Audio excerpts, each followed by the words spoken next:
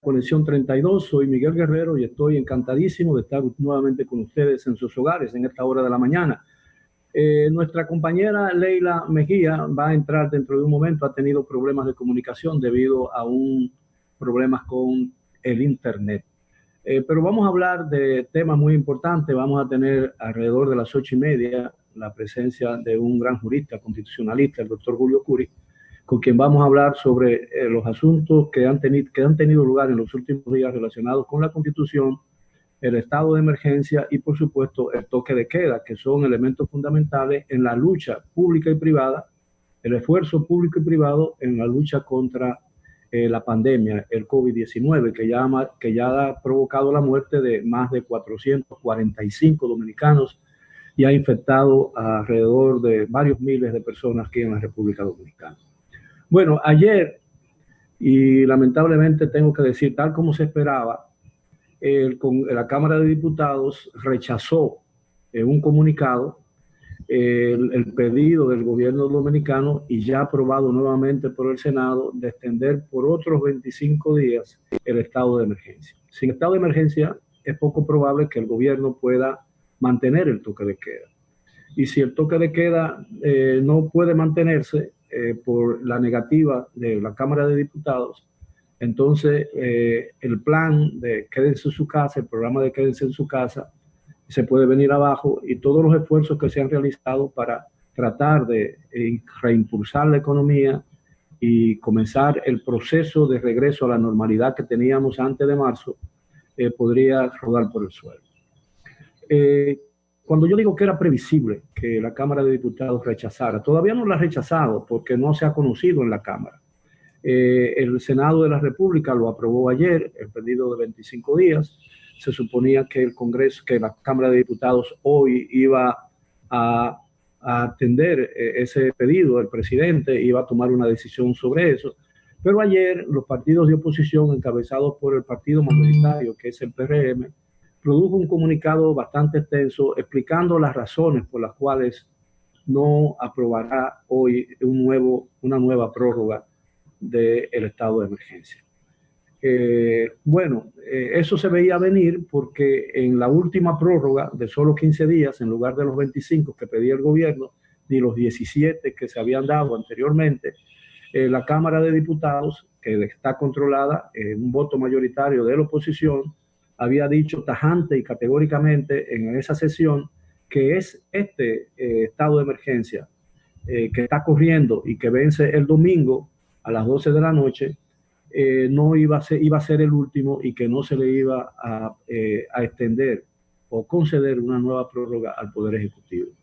Las razones de entonces fueron las mismas, o son las mismas, que expone la oposición en la Cámara de Diputados al pedido del presidente de la República. Y yo voy a tratar de resumirlo en breves palabras, ahí de memoria, por lo que leí ayer, comunicado, que el gobierno no ha hecho lo que ha debido hacer, no ha aprovechado, ha desperdiciado el tiempo que se le ha concedido en tres aprobaciones del estado de emergencia, que no ha logrado controlar la pandemia y que a pesar de eso utiliza el estado de emergencia, la excepción que le concede el estado de emergencia, para promover a su candidato, es decir, al licenciado Gonzalo Castillo, que es el candidato del Partido de la Liberación Dominicana, el partido oficialista, es decir, el partido en el gobierno.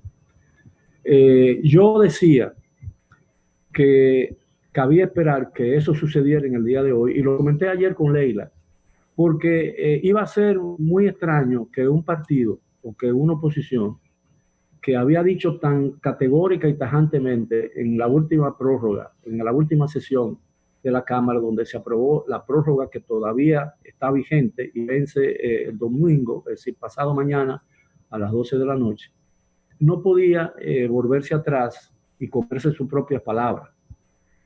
Por eso entendía que a mí me parecía que esa decisión no me parecía muy política, porque un partido político no se puede encerrar en una posición.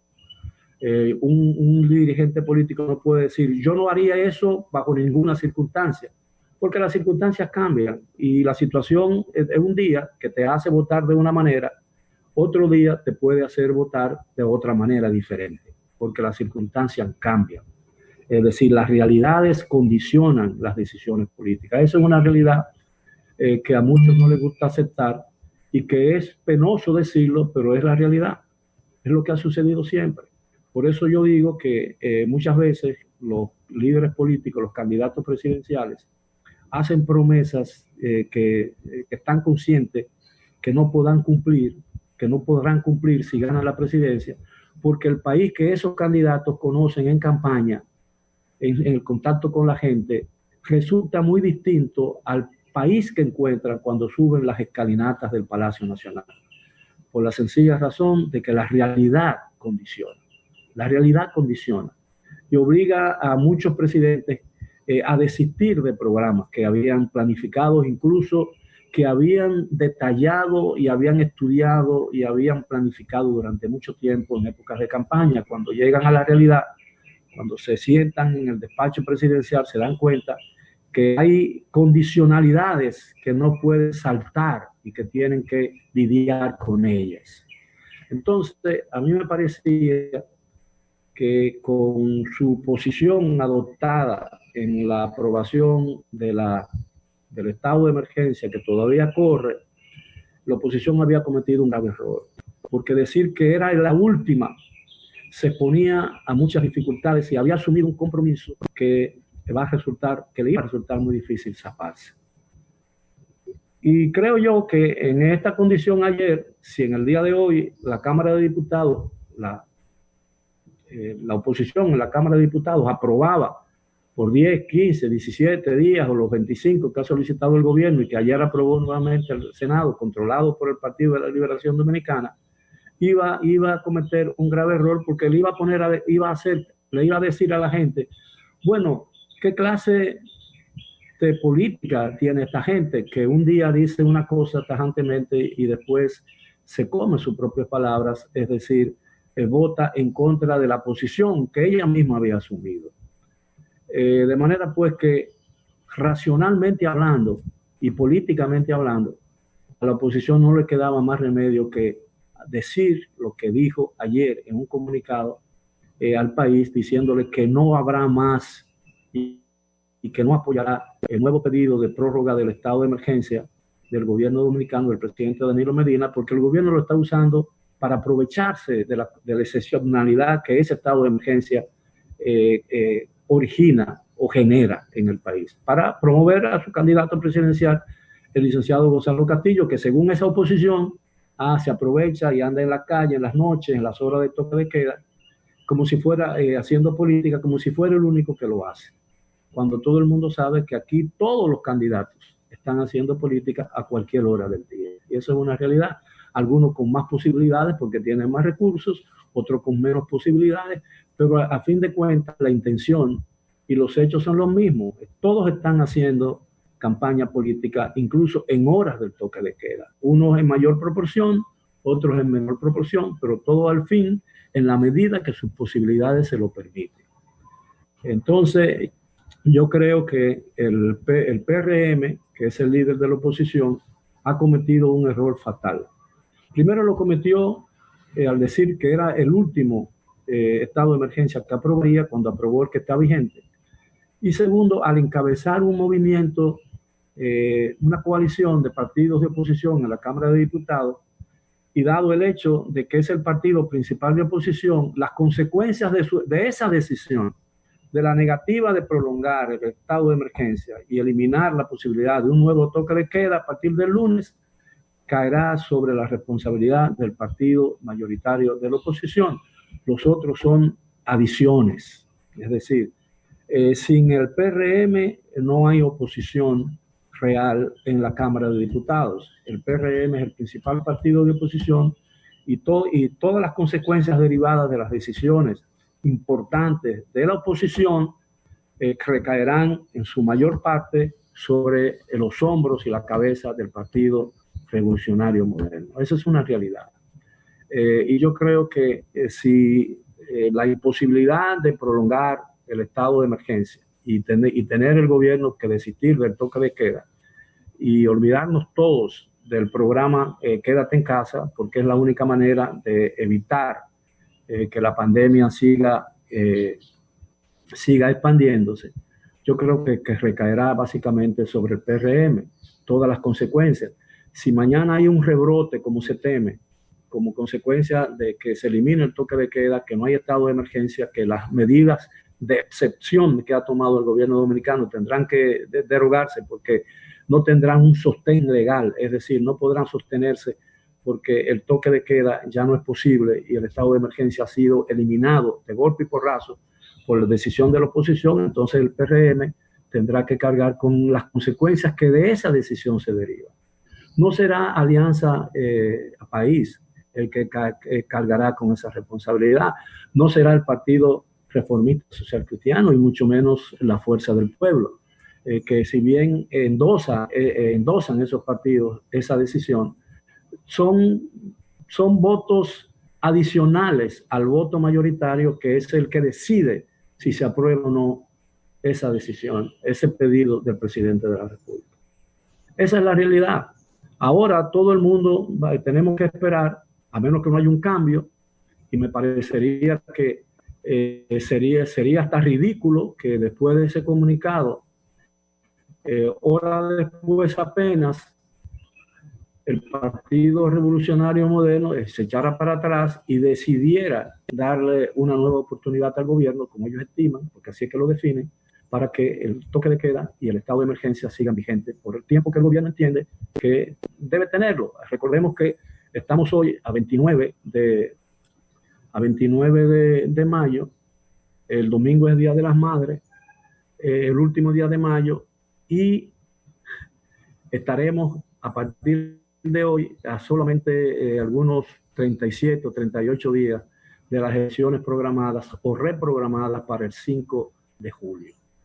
Si la pandemia, si hay un rebrote, no habrá elecciones, porque las medidas que ha tomado la Junta Central Electoral, el protocolo de elección que ha tomado la Junta para que los electores conserven una distancia de 1 o 2 metros entre uno y otro, que tengan que ir a votar con guantes y con mascarillas puestas y en filas largas y con la separación debida.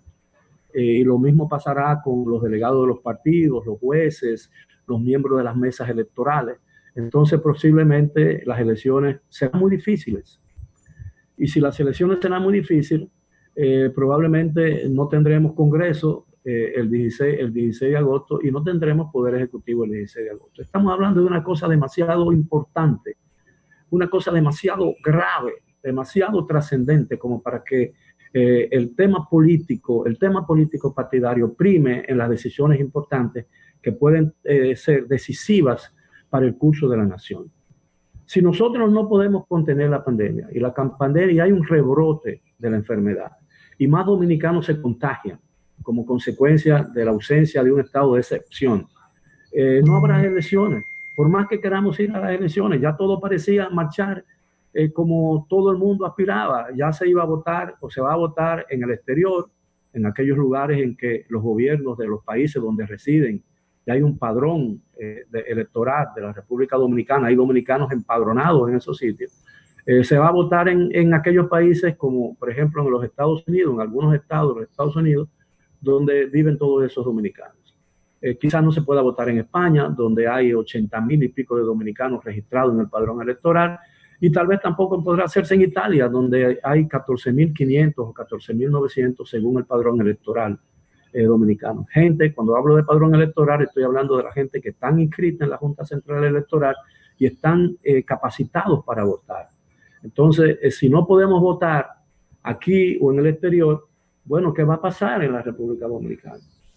Estamos jugando con fuego. Yo creo que la oposición cometió un error aquella vez, yo lo advertí, que ese tipo de posición no se asumen en circunstancias como la que estamos viviendo, porque las circunstancias pues, son las que deciden las decisiones de los partidos políticos. Hoy en día una decisión puede parecer inoportuna, mañana esa misma decisión puede parecer muy oportuna. De manera pues que yo creo que estamos en un lugar en que, y en un momento muy importante, muy incierto.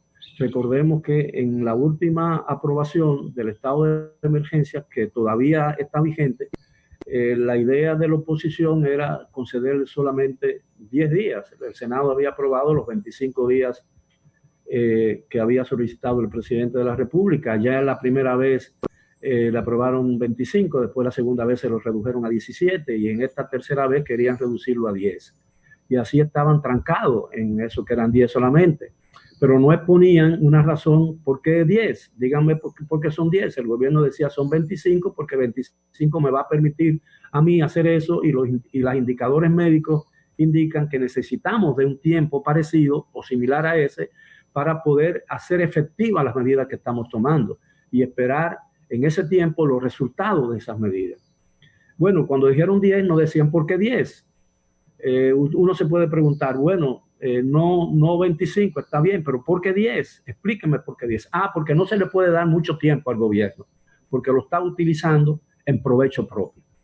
Bueno, yo creo que eso no era una justificación. Bueno, pero está bien, habían tomado esa decisión, pero de pronto se producen algunas llamadas de sectores influyentes de la sociedad dominicana, de las iglesias, de los empresarios, de las organizaciones profesionales, de los propios médicos, de algunos médicos eminentes del país que habían dicho, óigame, hermano, esto no puede ser, están jugando con algo que no se puede jugar, están jugando con la salud del pueblo dominicano. Entonces decidieron hacerlo a 15, pero no más, dijeron, no más, y lo dijeron enérgicamente, no aprobaremos más excepciones y más prórroga del estado de emergencia. Y así ha sucedido. Ya ayer emitieron un comunicado, todos los partidos de oposición, lo endosaron los partidos de oposición, diciendo que hoy no aprobarían eso por la sencilla razón de que el gobierno no ha estado aprovechando eficazmente el tiempo que se le ha concedido y lo ha estado dedicando a hacer política para promover la candidatura de su candidato. Bueno, vamos a ver ahora qué pasa. Yo creo que estamos en una situación sumamente grave, muy difícil.